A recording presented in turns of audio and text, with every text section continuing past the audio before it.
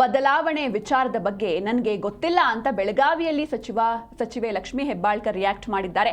ಸಿದ್ದರಾಮಯ್ಯನವರೇ ನಮ್ಮ ಮುಖ್ಯಮಂತ್ರಿ, ಪಕ್ಷ ಕೊಟ್ಟ ಕೆಲಸವನ್ನ ನಾವು ಮಾಡ್ತೇವೆ.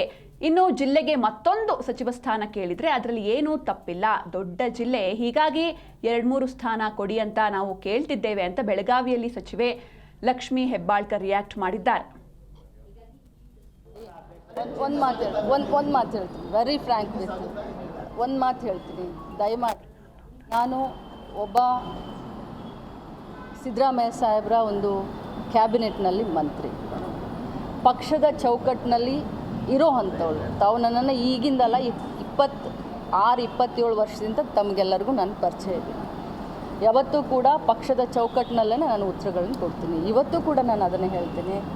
ನಾಯಕತ್ವ ಬದಲಾವಣೆ ಆಗಿರ್ಬೋದು, ಮುಹೂರ್ತ ಫಿಕ್ಸ್ ಮಾಡಿರೋದಾಗಿರ್ಬೋದು, ಇದು ಯಾವುದೂ ಕೂಡ ನನಗೆ ಗೊತ್ತಿಲ್ಲ.